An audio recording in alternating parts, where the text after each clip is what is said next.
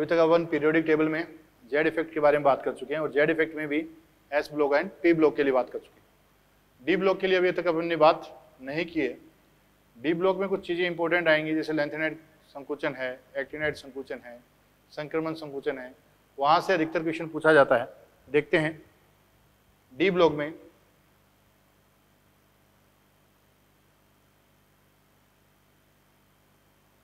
Z effect. D block में Z effect की बात करें, जैसे स्कैंडियम के लिए काउंट करें 1s2, 2s2, 2p6, 3s2, 3p6 and 4s2, 3d1। इसको अपन ऐसे नोट कर दें 3d1, 4s2। ये कौन है n, ये कौन है n-1, ये कौन है n-2 और ये कौन है n-3। n जो है कितने इलेक्ट्रॉन है n में? 2 इलेक्ट्रॉन है।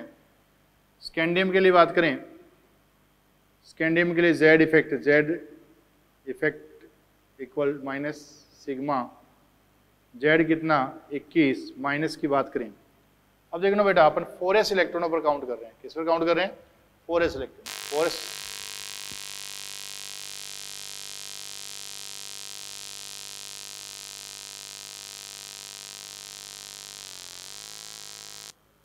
4s इलेक्ट्रॉनों पर काउंट कर रहे हैं। 4s इलेक्ट्रॉनों पर काउंट करते समय देखेंगे इनमें 2 इलेक्ट्रॉन है, तो एक तो अपन फ्री कर देंगे, एक बचेगा, तो 1 × 0.35 प्लस n-1 में अगर इलेक्ट्रॉन देखें तो 2, 6, 9, 9 × 0.85 प्लस n-2 एंड n-3 में देखें टोटल इलेक्ट्रॉन हुए 10, 10 × 1 तो कितना हुआ 21 माइनस 0.35 प्लस इनको मल्टीप्लाई करेंगे टोटल को, तो अपन डायरेक्ट लिख देते हैं, कितना आ जाएगा अपने पास 3 आ जाएगा। कितना आ जाएगा 3। तो स्कैंडियम के लिए जेड इफेक्ट कितना आया 3 आया। अगर यही बात किसके लिए टाइटेनियम के लिए की जाए, 1s2, 2s2, 2p6, 3s2, 3p6, 3d2 and 4s2। ये कौन है n, ये कौन है n-1, ये कौन है n-2 और ये कौन है n-3 है। टाइटेनियम के लिए बात करें 22, कितना 22, इसके लिए 22 है। 4s2 में कितने इलेक्ट्रॉन हैं? 2 हैं, तो 1 × 0.35 प्लस n-1 में टोटल कितने हो गए 6 to 8 to 10, 10 × 0.85 plus n-2 and n-3 दोनों में देखें तो टोटल हुए 10, 10 × 1। इनकी काटापीटी करोगे तो आंसर आएगा 3.15। तो अपन ने क्या देखा, ऐसे ही वेनेडियम के लिए काउंट करेंगे, स्कैंडियम, टाइटेनियम, वेनेडियम, इसके लिए 3 आया, 3.15 आया, और इसका कितना आया 3.3 आया। यहाँ अपन ने देखा डिफरेंस कितने का आ रहा है 0.15 का आ रहा है, यहाँ डिफरेंस कितने का आएगा 0.15 आएगा। अपन देख रहे हैं लेफ्ट टू राइट जा रहे हैं, तो जेड इफेक्ट कितने से बढ़ रहा है 0.15 से बढ़ रहा है। कितने से बढ़ रहा है 0.15 से जेड इफेक्ट बढ़ रहा है, 0.15 से जेड इफेक्ट बढ़ रहा है। तो ये जेड इफेक्ट इतना सफिशिएंट नहीं है कि इसके आकार में बहुत ज़्यादा कमी ला सके। ये जेड इफेक्ट इतना सफिशिएंट नहीं है कि इसके आकार में ज़्यादा क्या ला सके, कमी ला सके। इसलिए आकार धीरे धीरे कम होता है, न कि एस और पी ब्लॉक की तरह ज़्यादा डिक्रीज होता है। तो अपन बात करें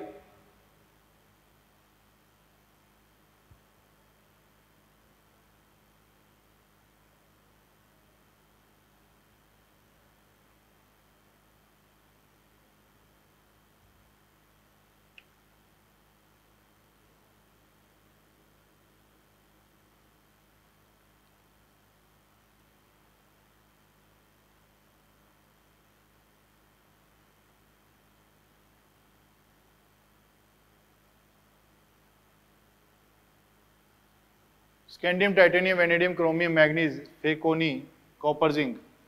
तो साइज पहले हल्का हल्का डिक्रीज होगा, डिक्रीज होते होते यहाँ ऑलमोस्ट सेम मिलेगा और यहाँ साइज क्या हो जाएगा, इंक्रीज हो जाएगा।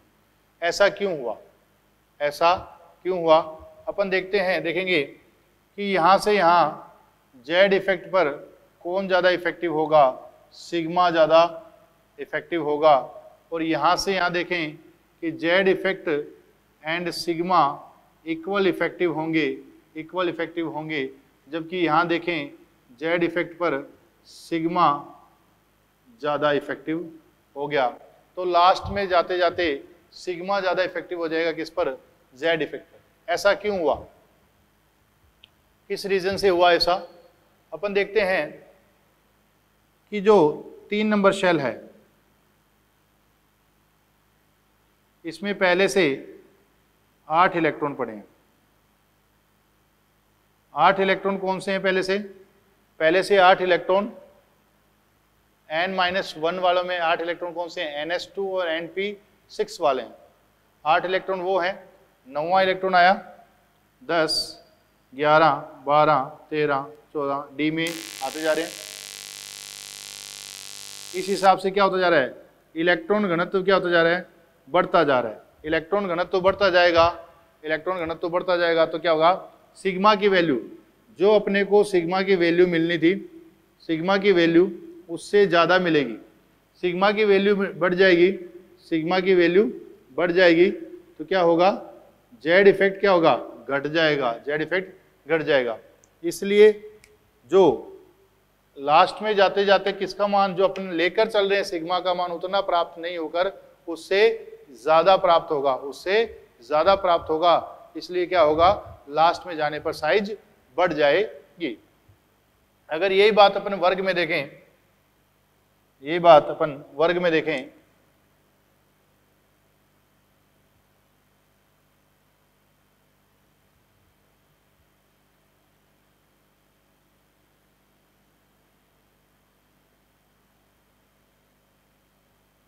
अगर वर्ग में देखें, स्कैंडियम, यत्रियम, लैंथिनम, टाइटेनियम, जर्कोनियम, हाफनियम, इसको आगे जाते हैं, निकिल, पीडी, पीटी, कॉपर, एजी, एयू, जिंक, कैडमियम, मरकरी,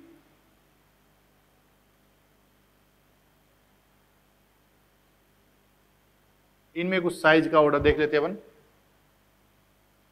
अपन यहां बात करें, वर्ग में ऊपर से नीचे जाएंगे तो साइज क्या होगी, बढ़ जाएगी।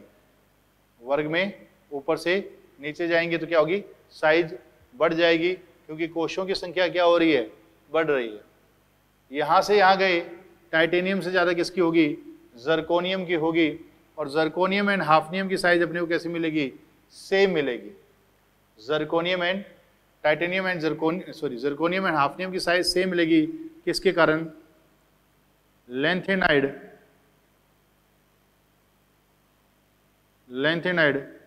संकुचन के कारण। लैंथेनाइड संकुचन के कारण क्या होगा, जर्कोनियम एंड हाफनियम की साइज कैसी होगी, सेम होगी। जर्कोनियम एंड हाफनियम की साइज कैसी मिलेगी अपने को, सेम मिलेगी। अब ये लैंथेनाइड संकुचन क्या है और इसका इफेक्ट कहाँ तक चलता है? लैंथेनाइड संकुचन का प्रभाव काफी दूर तक चलता है।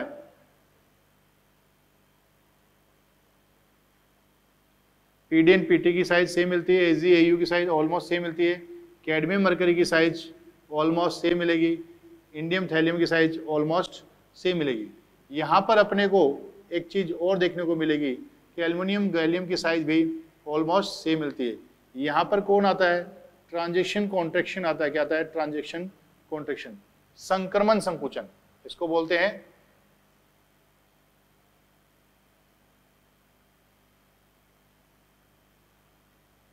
संक्रमण संकुचन बोलते हैं, क्या बोलते हैं, संक्रमण संकुचन बोलते हैं।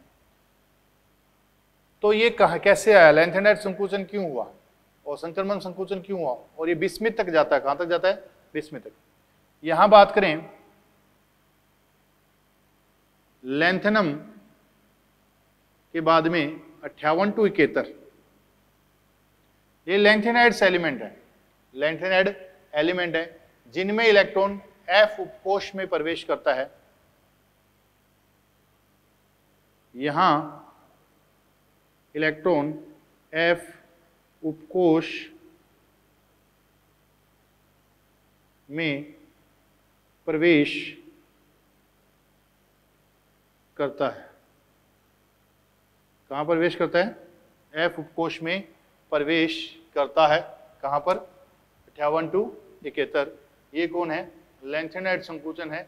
यहां इलेक्ट्रॉन F उपकोष में प्रवेश करता है। कहां करता है? F उपकोष में प्रवेश करता है।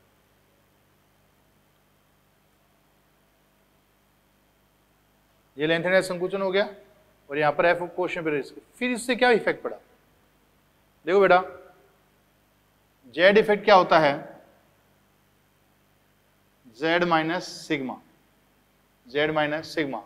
अब F उपकोष में जो इलेक्ट्रॉन प्रवेश कर रहे हैं उनका परिरक्षण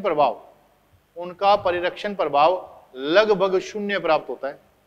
उनकी जटिल संरचना तथा नाभिक के अधिक पास होने के कारण। क्या कहा? F उपकोष के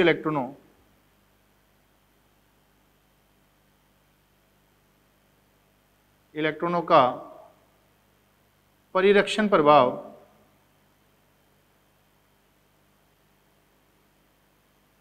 लगभग शून्य प्राप्त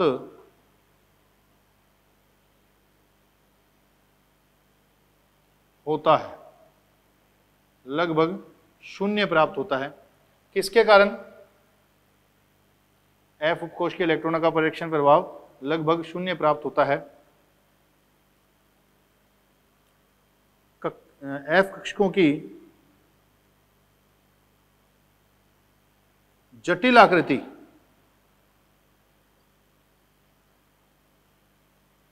तथा नाभिक के अधिक पास होने के कारण, नाभिक के अधिक पास होने के कारण F कोश के इलेक्ट्रॉनों का परिरक्षण प्रभाव लगभग शून्य प्राप्त होता है। F कक्षकों की जटिल आकृति तथा नाभिक के अधिक पास होने के कारण, नाभिक के अधिक पास होने के कारण क्या होता है? इनका परिरक्षण प्रभाव शून्य मिला। ये लगभग शून्य मिला तो जितना Z बढ़ेगा उतना ही क्या बढ़ जाएगा? Z इफेक्ट बढ़ जाएगा। तो अपन ने देखा जैसे ही 58 to 71 आएंगे, 58 to 71 आएंगे, यहाँ 14 प्रोटोनों, 14 प्रोटोनों का आकर्षण बल बढ़ जाएगा। और एक प्रोटोन किसका है? हाफनियम का है। तो हाफनियम को अचानक से 15 प्रोटोनों का आकर्षण बल मिलेगा, जिसके कारण ये संकुचित होकर किसके बराबर हो जाएगा? जर्कोनियम के बराबर हो जाएगा। आपको वो पूछता है कि सबसे पहले लेंथेनाइड संकुचन किस एलिमेंट पर लगता है? तो हाफनियम पर सबसे पहले लेंथेनाइड संकुचन लगता है। और इतना खतरनाक लेंथेनाइड संकुचन होता है कि इसका आकार हल्का सा जर्कोनियम से कम हो जाता है, हल्का सा जर्कोनियम से कम हो जाता है। और इतना इफेक्टिव होता है, ये दूर तक जाता है। कहाँ तक? बिस्मिथ तक जाता है। कहाँ तक? बिस्मिथ तक जाता है। तो ये अपने को पता चला लेंथेनाइड संकुचन। वो पूछता है लेंथेनाइड संकुचन किसके कारण है? F कक्षकों के इलेक्ट्रॉनों के दुर्बल परिरक्षण प्रभाव के कारण। किसके कारण? दुर्बल परिरक्षण प्रभाव के कारण। अब संक्रमण संकुचन, ऐसे ही संक्रमण संकुचन लगता है। किसके?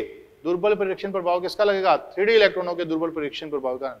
परंतु ये सिर्फ और सिर्फ किस पर लगता है? ये सिर्फ और सिर्फ गैलियम पर लगता है। किस पर लगता है? गैलियम पर लगता है। ये बहुत ही स्मॉल टाइप का होता है। ये सिर्फ और सिर्फ किस पर लगता है? गैलियम पर लगता है। अपन देखते हैं कैसे क्वेश्चन पूछता है। वो आपको डायरेक्ट बात करता है आपसे।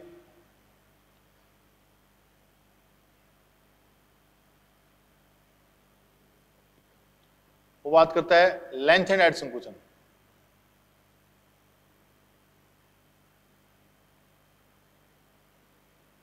वो बात करता है एक्टिनाइड संकुचन।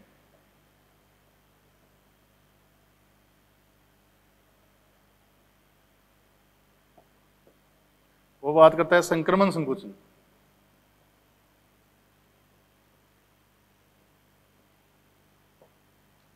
लेंथेनाइड संकुचन, एक्टिनाइड संकुचन और संक्रमण संकुचन। इनके लिए बात करें,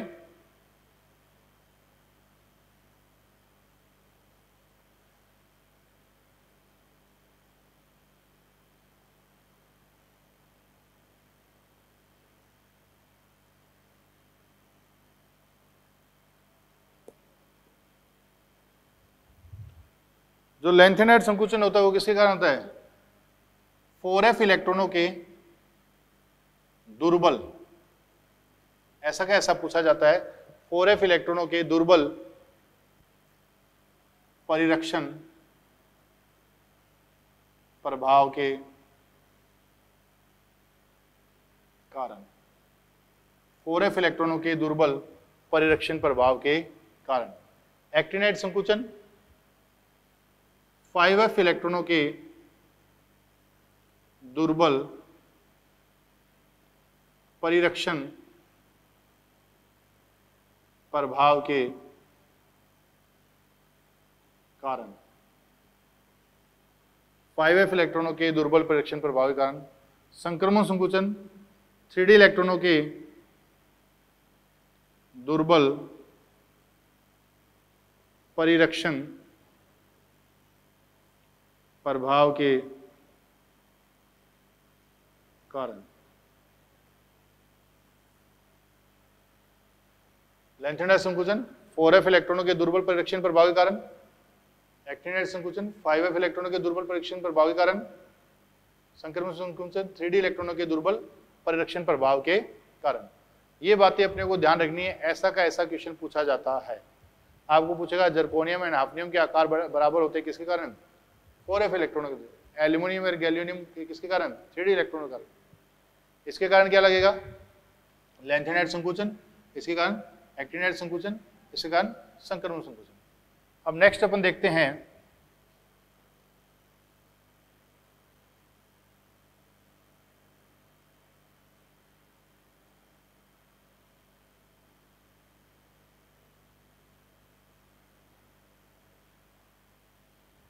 त्रिज्या।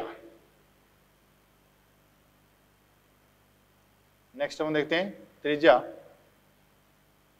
नेक्स्ट पढ़ते हैं अपन त्रिज्या।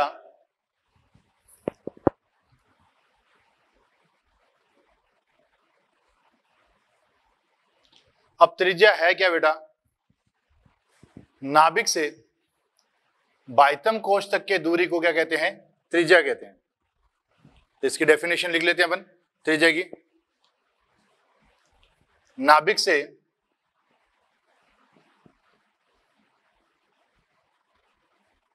बाह्यतम कोश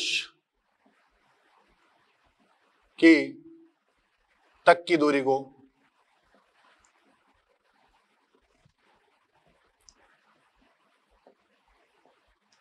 त्रिज्या कहते हैं। किसको कहते हैं त्रिज्या? नाभिक से बाह्यतम कोश तक की दूरी को त्रिज्या कहा जाता है। क्या कहा जाता है? त्रिज्या कहा जाता है। विलगित परमाणु की त्रिज्या ज्ञात करना संभव नहीं है। विलगित परमाणु की त्रिज्या, क्योंकि परमाणु इतने छोटे होते हैं कि उनकी विलगित परमाणु की त्रिज्या ज्ञात करना संभव नहीं है। तो अपन क्या करते हैं, जो बंध लंबाई होती है, बंध लंबाई क्या होती है? दो नाभिकों के बीच की दूरी, दो परमाणुओं के नाभिकों के बीच की दूरी को क्या कहते हैं? बंध लंबाई कहते हैं।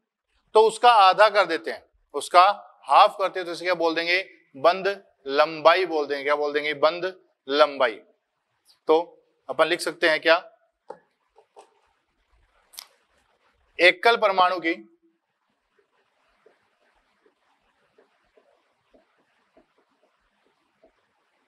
त्रिज्या ज्ञात करना संभव नहीं है। एकल परमाणु की त्रिज्या ज्ञात करना संभव नहीं है। इसलिए अपन क्या करते हैं? इसलिए दो नाभिकों के बीच की दूरी, दो नाभिकों के बीच की दूरी का आधा त्रिज्या कहलाता है।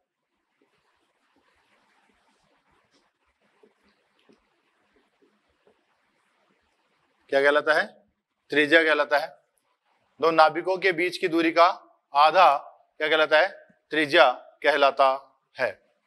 अब त्रिज्या कितने प्रकार की होती है? पहली बात करें आयनिक त्रिज्या।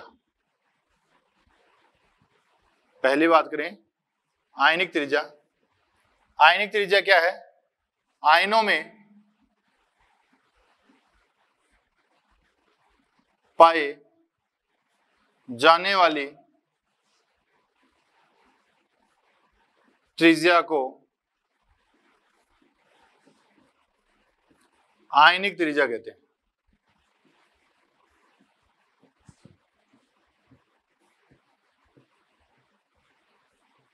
आयनों में पाए जाने वाली त्रिज्या को आयनिक त्रिज्या कहते हैं। अब आयन कितने प्रकार के होते हैं बेटा?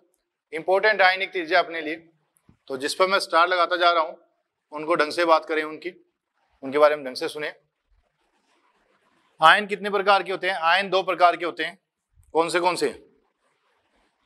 एक तो धन आयन और दूसरा ऋण आयन। धन आयन है, ऋण आयन। धन आयन में पाई जाने वाली त्रिज्या धनायनिक त्रिज्या, ऋण आयन में पाई जाने वाली त्रिज्या ऋण आयनिक त्रिज्या कहलाती है। क्या कहलाती है? ऋण आयनिक त्रिज्या कहलाती है। तब हम पहली बात करते हैं धनायनिक त्रिज्या। धनायनिक त्रिज्या, धनायन में पाई जाने वाली त्रिज्या धनायनिक त्रिज्या कहलाती है। धनायन में पाए जाने वाली त्रिज्या धनायनिक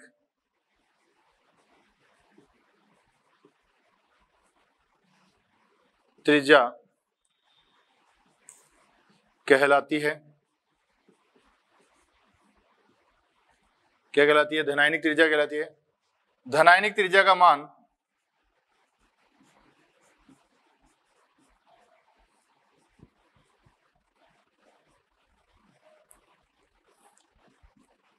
अपने उदासीन परमाणु से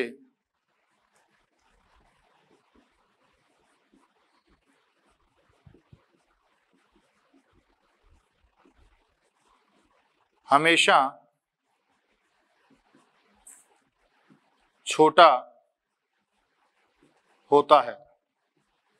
हमेशा छोटा होता है। धनायनिक त्रिज्या का मान अपने उदासीन परमाणु से हमेशा क्या रहेगा? स्मॉल रहेगा, छोटा रहेगा।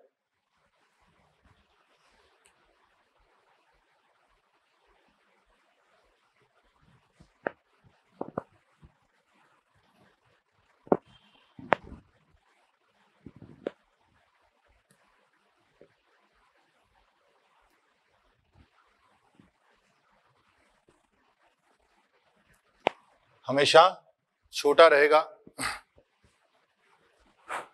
जैसे मैं बात करूं एल्युमिनियम है, एल्युमिनियम से एल्युमिनियम +1 जाए, एल्युमिनियम +2 जाए, एल्युमिनियम +3 जाए। इनमें जब भी जेड इफेक्ट काउंट करोगे, इनमें जेड इफेक्ट हमेशा अपने को किससे देना है? Z/E से देना है। Z/E से जेड इफेक्ट देना है। क्या देना है? जेड इफेक्ट Z/E से देना है। यहां के लिए जेड की बात करें तो 13 इलेक्ट्रॉन कितने आएंगे? 13। यहां बात करें 13 इलेक्ट्रॉन आएंगे 12। यहां बात करें 13 इलेक्ट्रॉन आएंगे 11। यहां बात करें 13 इलेक्ट्रॉन आएंगे 10। तो यहां आंसर आया 1.3 और यहां आंसर कितना आया? 1 आया। कितना आया? 1। यहां आंसर कितना आया? 1.3 और यहां आंसर कितना आया?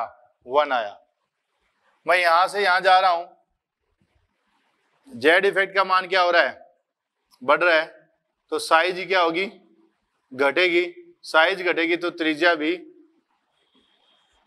घट जाएगी। त्रिज्या भी घट जाएगी।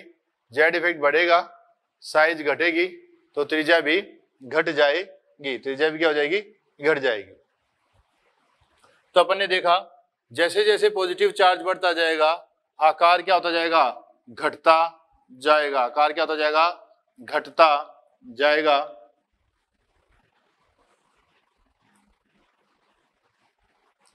आकार डिक्रीज होता जाएगा, कि धनायन का मान अपने उदासीन परमाणु से हमेशा छोटा होगा, क्योंकि जैसे ही एक इलेक्ट्रॉन निकलेगा जेड इफेक्ट का मान बढ़ता जाएगा, और जैसे ही सेम परमाणु पर पॉजिटिव आवेश बढ़ता जाएगा आकार लगातार घटता जाएगा। नेक्स्ट बात करते हैं दूसरी, रणआयनिक त्रिज्या।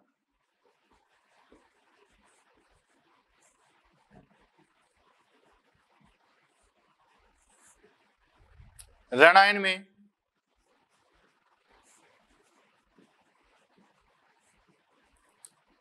पाए जाने वाली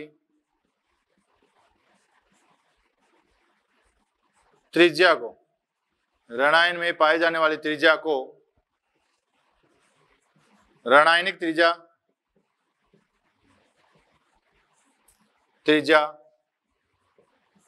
कहते हैं। क्या कहते हैं? रणआयनिक त्रिज्या कहते हैं। रणआयनिक त्रिज्या का मान अपने उदासीन परमाणु से हमेशा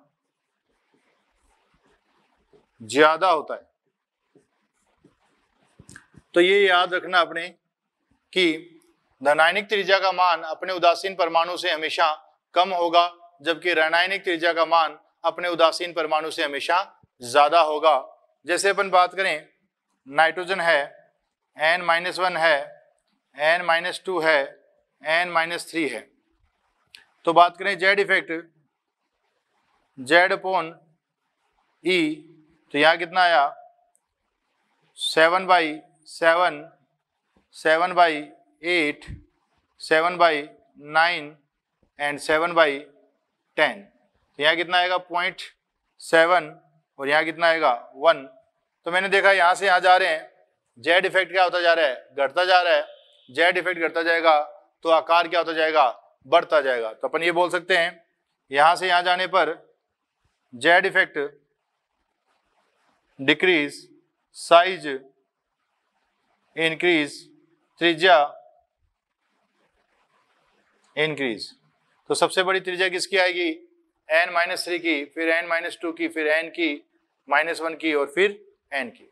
इस हिसाब से देखा, नेगेटिव चार्ज बढ़ने पर आकार घटता जाता है, बढ़ता जाता है।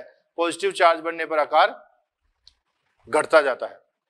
नेगेटिव चार्ज बढ़ने पर आकार बढ़ेगा, पॉजिटिव चार्ज बढ़ने पर आकार घटता जाता है।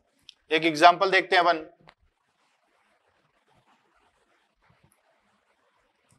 या पहले नोट लगा लो एक,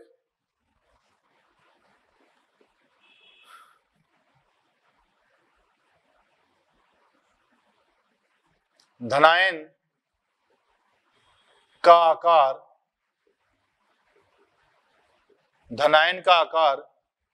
अपने उदासीन परमाणु से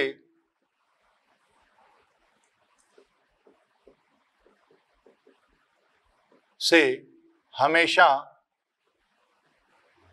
छोटा, जबकि ऋणायन का आकार अपने उदासीन परमाणु से हमेशा बड़ा होता है। हमेशा बड़ा होता है। क्या बोला? धनायन का आकार अपने उदासीन परमाणु से हमेशा छोटा, जबकि ऋणायन का आकार अपने उदासीन परमाणु से हमेशा बड़ा होता है। जैसे एक एग्जांपल बात करें, O+2, O+1, O, O-1, O-2।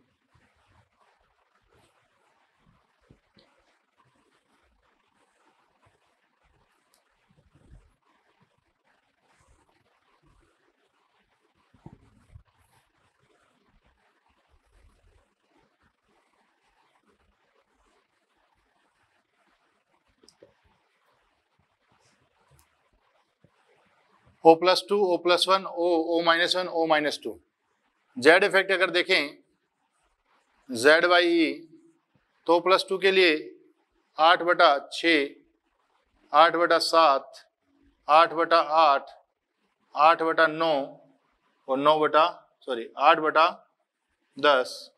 तो यहाँ कितना आया 0.8, जबकि यहाँ कितना आएगा 1 पॉइंट समथिंग आएगा, 1 पॉइंट समथिंग आएगा। कितना आएगा 1 पॉइंट समथिंग।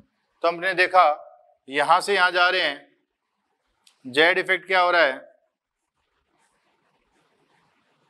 घट रहा है, तो साइज क्या होगी, घट जाएगी। साइज घटेगी तो त्रिज्या, सॉरी जेड इफेक्ट घट रहा है तो साइज क्या होगी, बढ़ेगी, तो त्रिज्या क्या हो जाएगी, बढ़ जाएगी। त्रिज्या क्या हो जाएगी, बढ़ जाएगी। तो अपन ने देखा जेड इफेक्ट घटा, साइज बढ़ी, त्रिज्या बढ़ जाएगी। तो सबसे बड़ी साइज किसकी मिलेगी अपने को, O-2 की, फिर O-1, फिर O+1 और फिर O+2। इस हिसाब से अपन साइज के बारे में बता सकते हैं। नेक्स्ट अपन देखें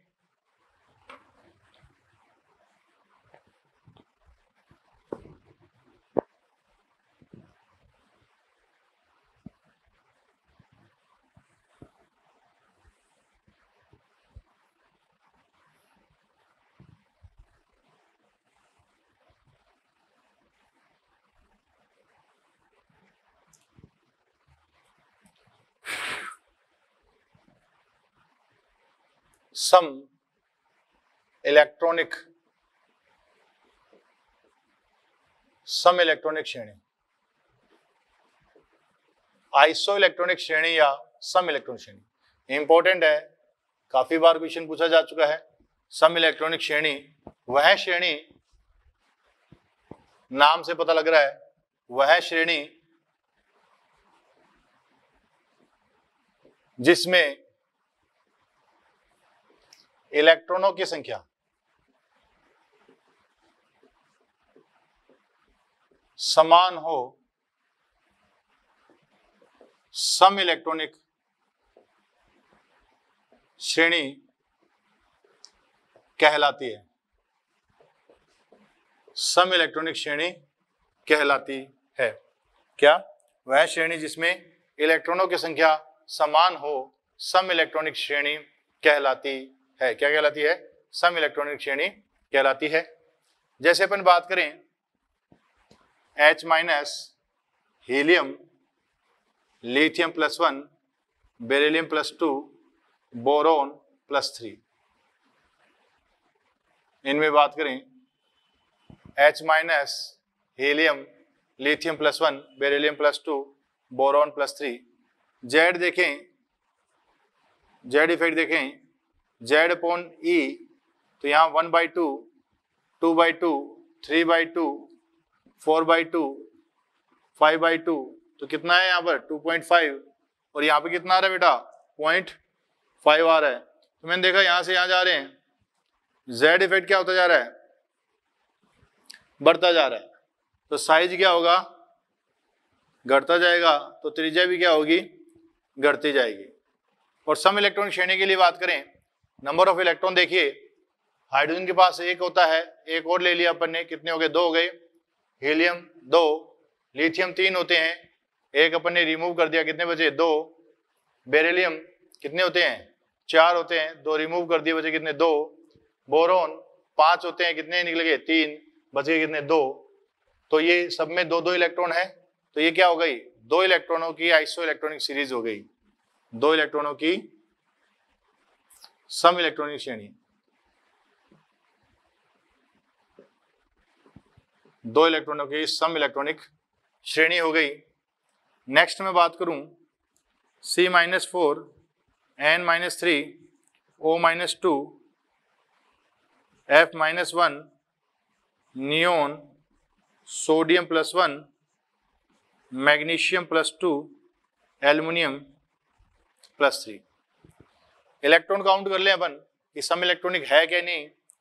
कार्बन के पास 6 होते हैं, 6 and 4 10, 7 and 3 10, 8 and 2 10, 9 and 1 10, 11 में से 1 गया 10, 12 में से 2 गए 10, 13 में से 3 गए 10, तो इनमें सब में कितने हो गए 10 10 10 इलेक्ट्रॉन हो गए। तो ये क्या हो गई आइसो इलेक्ट्रॉनिक श्रेणी हो गई। तो अपन बात करें जेड इफेक्ट क्या हो रहा है बढ़ रहा है। जेड इफेक्ट काउंट करोगे यहाँ कितना आएगा 13/10, यहाँ कितना आएगा 6/10, 0.6 और यहाँ कितना आया 1.3 आया। कितना आया 1.3।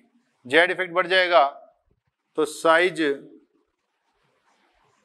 घट जाएगी, तो त्रिज्या क्या हो जाएगी घट जाएगी, त्रिज्या भी क्या हो जाएगी घट जाएगी। तो अपन ये बोल सकते हैं जेड इफेक्ट बढ़ा साइज डिक्रीज, त्रिज्या भी डिक्रीज हो जाएगी, रेडियस भी डिक्रीज हो जाएगी। तो ये कितने इलेक्ट्रॉनों की 10 इलेक्ट्रॉनों की आइसो इलेक्ट्रॉनिक सीरीज है। कितने इलेक्ट्रॉनों की 10 इलेक्ट्रॉनों की आइसो इलेक्ट्रॉनिक सीरीज है, सम इलेक्ट्रॉनिक श्रेणी है। और नेक्स्ट अपन देखें एक सीरीज और इंपॉर्टेंट सीरीज है इनके साथ ही,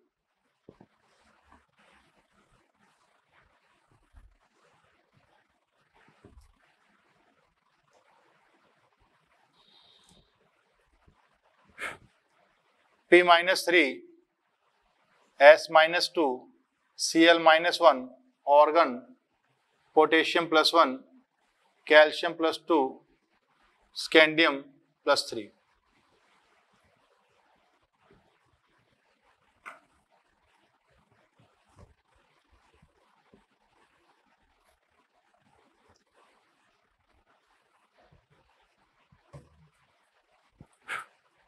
यहां नंबर ऑफ इलेक्ट्रॉन कितने आए, यहां नंबर ऑफ इलेक्ट्रॉन अपने पास 15, 15 बटा प्रोटॉन। जेड इफेक्ट किससे देते हैं अपन Z/E से 15 बटा 18।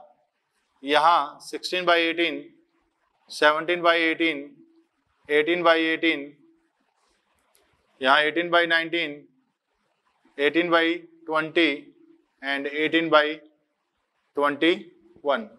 तो अपन ने देखा यहाँ से यहाँ जा रहे हैं जेड इफेक्ट कंटिन्यूस बढ़ रहा है और कितने इलेक्ट्रॉनों की सीरीज हो गई है 15 और 3 18, 16 और 2 18, 17 और 1 18, 18 इलेक्ट्रॉनों की। कितने इलेक्ट्रॉनों की 18 इलेक्ट्रॉनों की ये सीरीज हो चुकी है। कितने इलेक्ट्रॉनों की 18 इलेक्ट्रॉनों की सीरीज है, आइसो इलेक्ट्रॉनिक सीरीज है। तो ये अपन ने बात की है सम इलेक्ट्रॉनिक श्रेणी,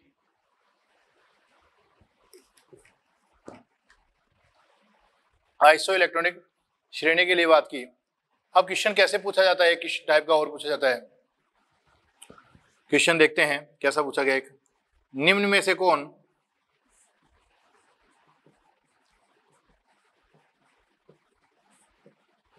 समूह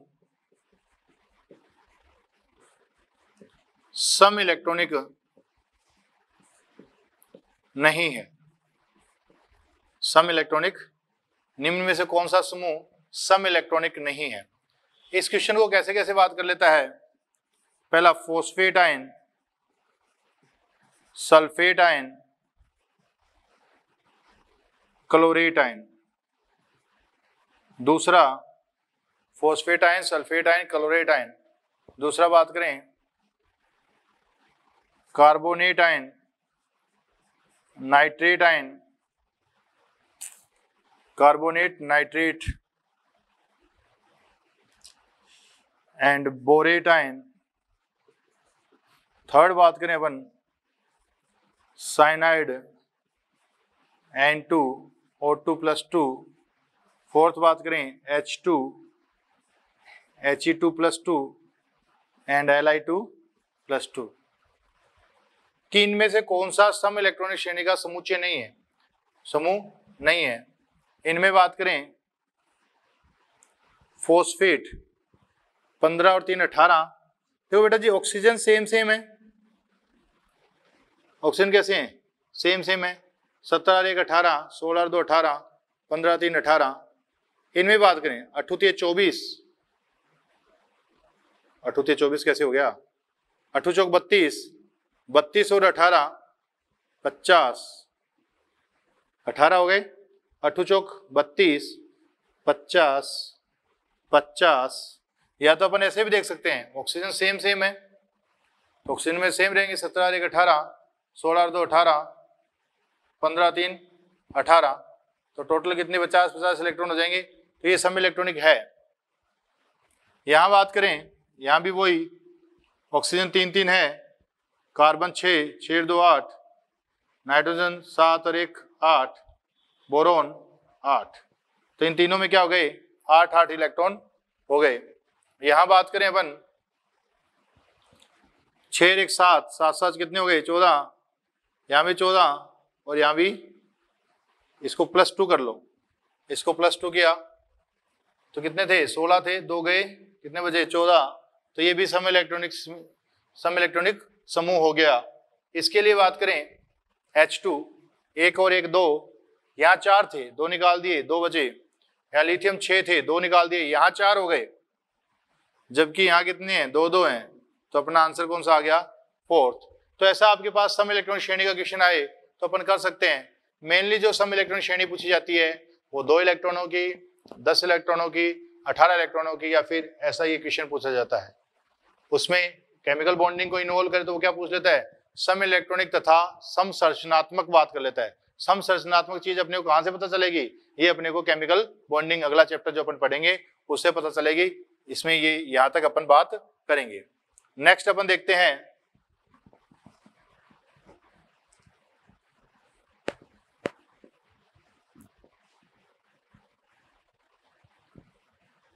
ये अपनी पहली त्रिज्या के बारे में बात हुई, कौन सी, सम इलेक्ट्रॉनिक श्रेणी। सम इलेक्ट्रॉनिक श्रेणी में आयनिक त्रिज्या बात कर रहे थे अपन, किसकी बात कर रहे थे, आयनिक त्रिज्या। आयनिक त्रिज्या के बाद में अपन देखें सहसंयोजक त्रिज्या।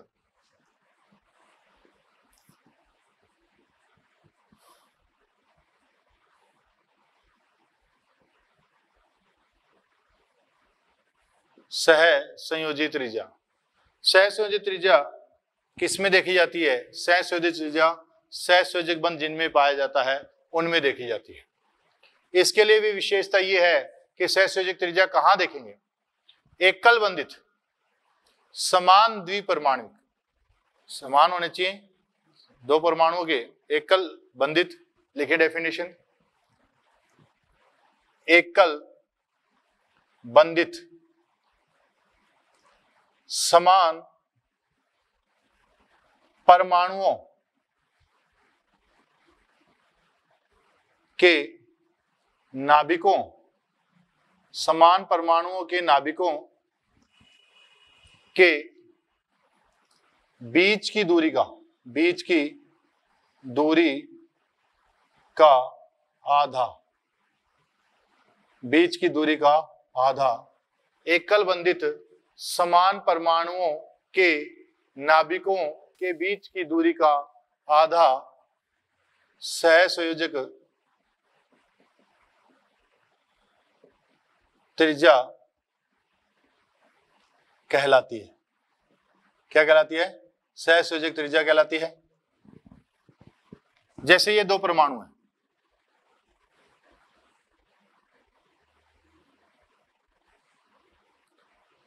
ये अतिव्यापित क्षेत्र है, इनके बीच की दूरी क्या कहलाती है, बॉन्ड लेंथ कहलाती है। क्या कहलाती है, बंध लंबाई कहलाती है। बॉन्ड लेंथ कहलाती है, बंध लंबाई कहलाती है। इसका आधा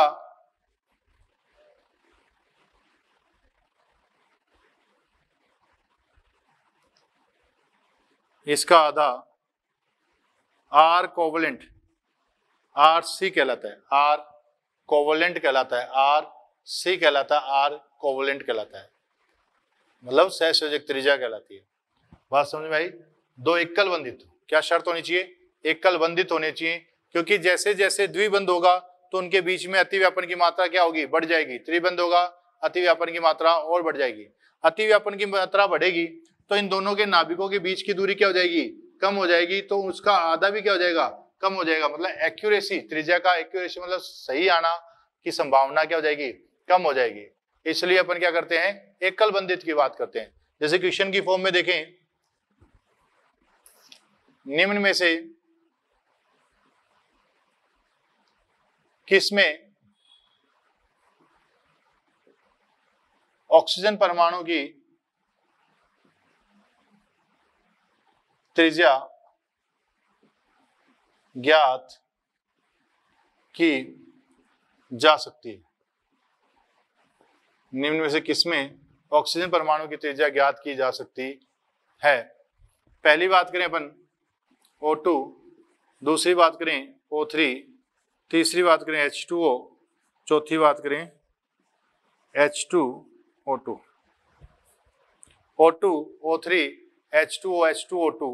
O2 की बात करें O double bond O, O double bond O, coordinate O। H2O की बात करें OOH, H2O2 की बात करें OOH। ये O2 है, ये O3 है, ये H2O है, ये H2O2 है। यहां डबल बॉन्ड है O, यहां क्या आता है अनुनाद। अनुनाद के कारण क्या हो जाता है, ये 1.5 बॉन्ड हो जाता है। कितना हो जाता है? 1.5 बॉन्ड हो जाएगा। जबकि ये बात करें ये एकल बंध ही रहेगा। क्या रहेगा? एकल बंध। जबकि इनकी बात करें,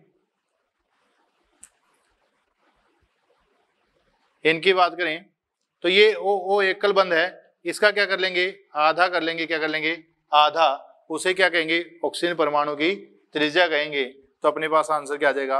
यहां अपन ने क्यों नहीं लिया है तो एकल बंध, परंतु एक समान परमाणु नहीं है। यहाँ दूसरा कौन है? हाइड्रोजन। तो क्या होगा, जैसे ये ऑक्सीजन है और ये हाइड्रोजन है, तो इनके नाभिकों के बीच की दूरी क्या रहेगी? ये रहेगी। और इसका आधा कहाँ आ जाएगा? यहां आ जाएगा। कहाँ आ जाएगा? यहां आ जाएगा। तो ये क्या हो जाएगा? इसको मान्य नहीं करेंगे अपन। किसको मान्य करेंगे? इसको मान्य करेंगे। ठीक है, नेक्स्ट बात करते हैं अपन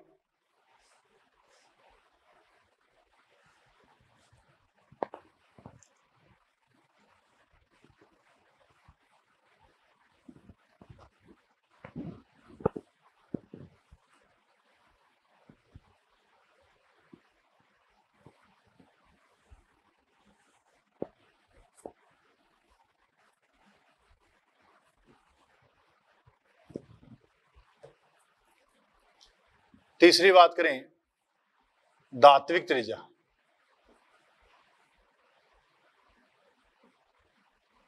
धात्विक त्रिज्या, धात्विक त्रिज्या करें धात्विक क्रिस्टल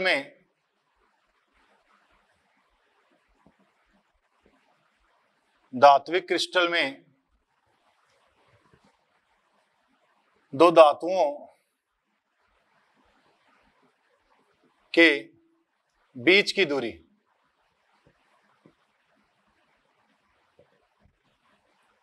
धातुओं के नाभिकों के बीच की दूरी का आधा धात्विक त्रिज्या कहलाता है।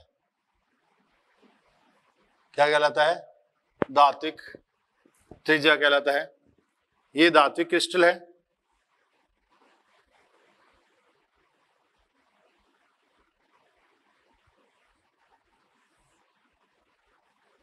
अपन बात करें ये धात्विक क्रिस्टल है। ये क्या है?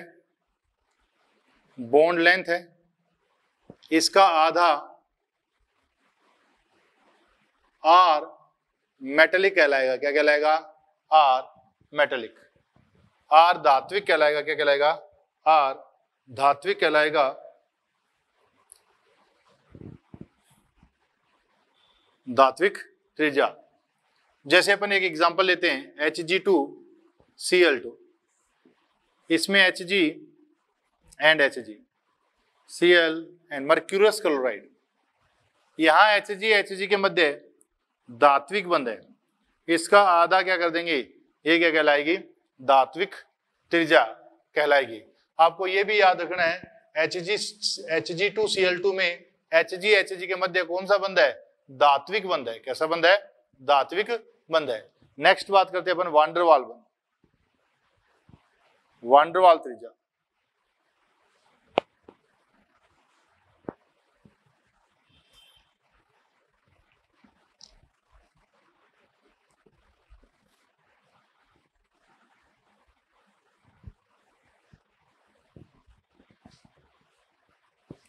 फोर्थ है वांडर वाल त्रिज्या,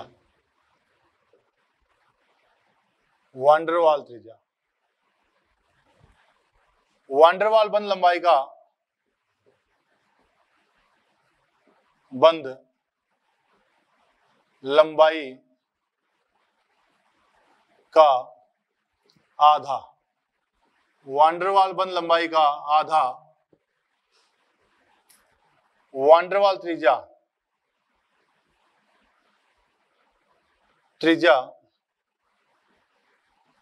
कहलाती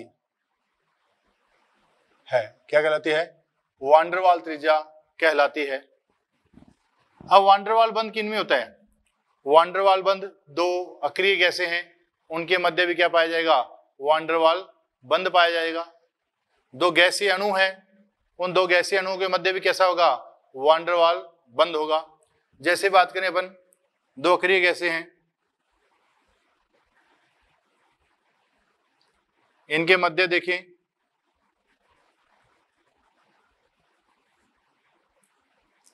ये बॉन्ड लेंथ है,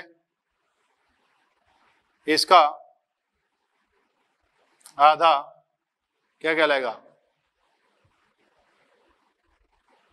आर वांडरवाल क्या कहलाएगा? आर वांडरवाल कहलाएगा। क्या कहलाएगा? आर वांडरवाल कहलाएगा। ये अपन बात करें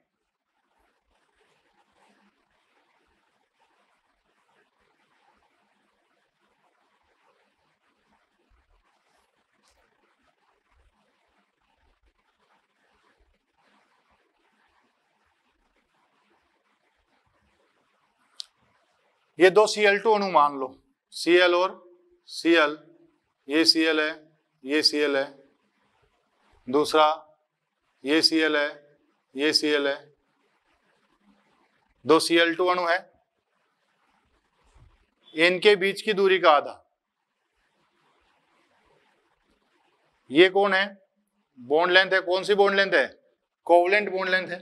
सहसंयोजक बंध लंबाई है, सहसंयोजक बंध लंबाई है, इसका आधा क्या कहलाएगा?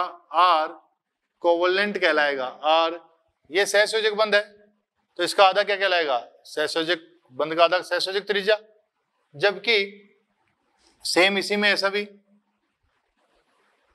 ये कौन है? बॉन्ड लेंथ, इसका आधा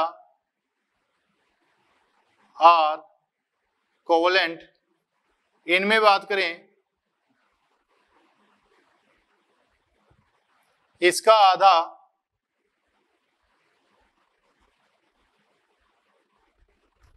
आर वांडरवाल कहलाएगा। क्या कहलाएगा? आर वांडरवाल, आर वांडरवाल कहलाएगा। ठीक है। अपन बात करें आर वांडरवाल लगभग दोगुनी होती किसकी? आर कोवलेंट की। आर कोवलेंट की लगभग दोगुनी होती है। क्वेश्चन मॉड्यूल में दे रखा है, आप करोगे कि आर वांडरवाल आर कोवलेंट की लगभग दोगुनी होती है। नेक्स्ट बात करें अपन किसकी? कि आर वांडरवाल सबसे बड़ी होती है, फिर आर मेटेलिक होती है, और फिर आर कोवलेंट होती है। क्या होती है? आर कोवलेंट होती है। तो इस हिसाब से अपने को पता लग गया कि आर वांडरवाल क्या है, कोवलेंट क्या है, और मेटेलिक क्या है। तो ये अपन ने आज त्रिज्या के बारे में बात की। नेक्स्ट बात जो अपन करेंगे, अपन अभी आयनन ऊर्जा के बारे में बात करेंगे। आज की क्लास काफी लंबी हो जाएगी, इसलिए आप इतनी ही क्लास करते हैं।